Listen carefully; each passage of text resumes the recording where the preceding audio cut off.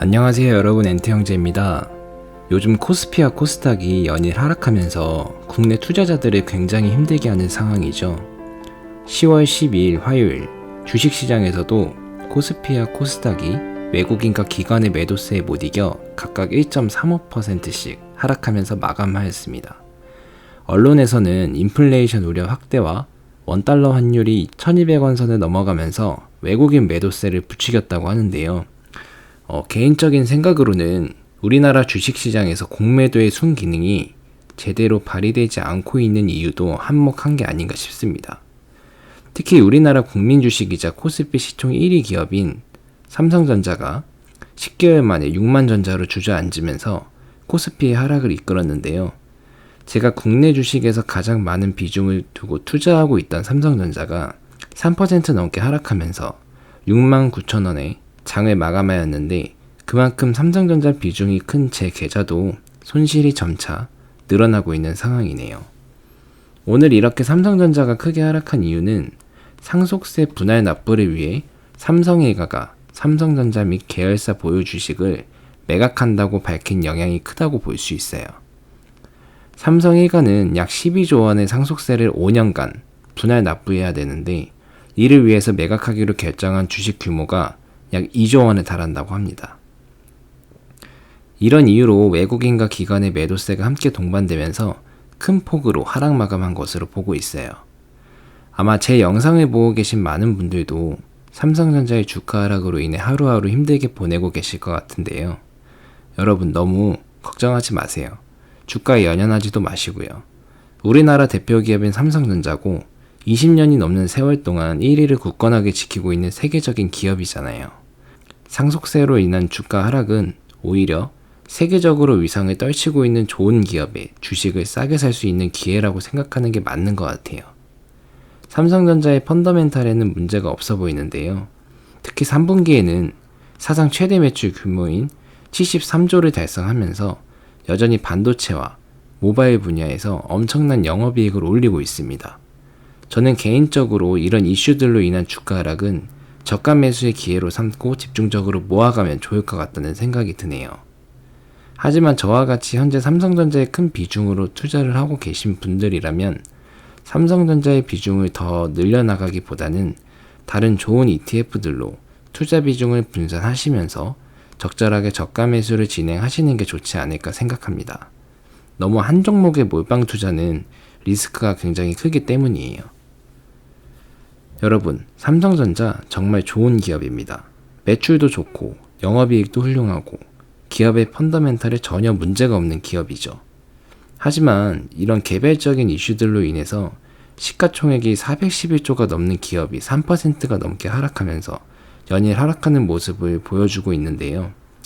특히 우리나라 코스피에 상장해 있으면서 외국인과 기관의 공매도로 인해 기업의 가치가 제대로 평가받지 못하고 저평가받고만 있는 모습을 보면 정말 답답함이 그지없는데요.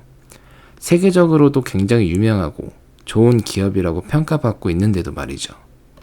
그렇기 때문에 저는 개별 종목에 대한 투자보다는 시장 지수를 추종하는 ETF에 투자하는 것이 수익률을 꾸준하게 가져갈 수 있는 방법이라고 생각해요.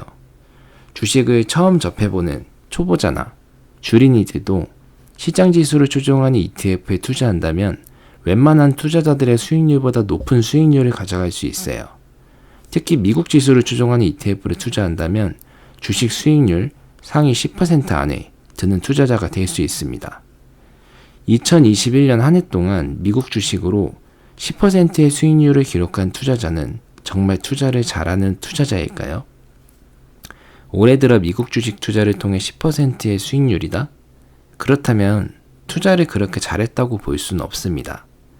개별 종목들을 선별하고 산업별로 구분하고 그리고 해당 기업의 이슈들과 주가의 흐름들을 공부하고 시간과 노력을 쏟았다면 더욱 잘했다고 볼 수 없죠.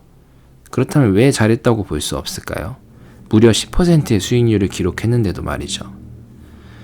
지금 보이시는 이 차트는 S&P 500 지수를 추종하는 미국에 상장되어 있는 ETF인 SPY ETF입니다. 이 SPY의 1년 수익률은 17.87%입니다. 개별 종목들의 이슈를 찾아보지 않고 해당 기업들의 이슈들과 주가의 흐름들에 내 시간과 노력을 쏟지 않고 그냥 S&P 500 지수를 추정하는 ETF에 투자만 했더라면 17.87%라는 수익을 얻을 수 있었으니까 10%의 수익률은 잘했다고 평가받을 수 없는 이유예요. 미국 주식을 예로 들었지만 우리나라 코스피 같은 경우에는 더욱 낮은 수익률을 보여주죠. 코스피의 연간 수익률은 오히려 마이너스 0.95%인데 여러분 대부분이 투자하고 있는 개별 주식들은 오히려 수익률이 더 좋지 않았을 확률이 커요. 가령 많은 사람이 투자하고 있는 삼성전자만 봐도 알 수 있죠. 삼성전자 연중 수익률은 오히려 마이너스 16.87%를 기록하고 있어요. 코스피 시장지수에 투자했더라면 오히려 큰 손실을 피할 수 있는 거였죠. 이런 이유로 인해서 우리는 시장지수를 추종하는 ETF를 통해 우리의 소중한 자산을 안전하게 굴려나가야 한다는 겁니다. 특히 우리는 수익률의 절대값만을 보지 말고 보다 좋은 투자처에 투자했을 때 발생하는 기회비용들을 잘 따져봐야 돼요. 매매 수수료, 각종 세금 같은 경제적 비용뿐만 아니라 우리가 개별 종목에 쏟는 마음고생, 공부 시간, 그리고 걱정 등을 포함해서 생각해 봐야 되죠. 이런 기회비용들을 따져볼 때 기준이 되는 것이 바로 시장 수익률이에요. 수익이 났는지 안 났는지의 여부보다도 시장 수익률을 초과했는지 안 했는지가 더 중요하다는 거죠.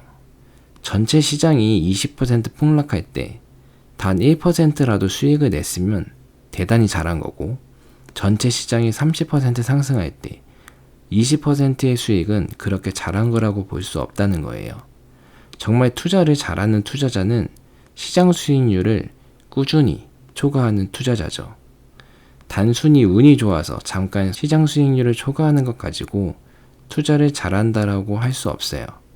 투자를 잘하는 투자자든 못하는 투자자든 운이 좋으면 잠깐은 돈을 벌 수 있잖아요. 하지만 운이 좋지 않을 경우에는 투자자가 큰 손실을 입을 수도 있는 거죠. 3년, 5년, 10년 이상을 놓고 봤을 때 시장 수익률보다 좋은 수익률을 가져가는 투자자가 정말 잘하는 투자자라고 할 수 있는 거예요. 그렇다면 여러분은 시장 수익률을 항상 초과해서 수익을 낼 수 있으신가요? 대부분의 일반 투자자들은 시장 수익률을 초과하지 못할 거예요. 한정적인 정보와 소규모의 개인 투자자 자금력으로는 외국인과 기관의 자금력과 정보력을 따라가기가 굉장히 힘들죠. 일부 슈퍼개미나 정말 잘하는 투자자들은 시장 수익률을 초과해서 수익을 볼 수도 있어요. 하지만 90% 이상의 개인 투자자들은 수익을 내기가 굉장히 힘들다는 거예요. 그렇기 때문에 시장 수익률만 따라가도 상위 10% 안에 들 수 있는 수익률을 이룰 수 있는 거죠. 결론적으로 주식시장에서 수익률이 상위 10% 안에 들기 위해서는 시장 수익률을 따라가야 하는 것이고, 이 방법은 시장지수를 추종하는 ETF에 투자하는 것입니다. 개별 주식에 투자하지 않고 시장지수에만 투자한다면 중상위권의 수익률을 가져갈 수 있다는 말이에요.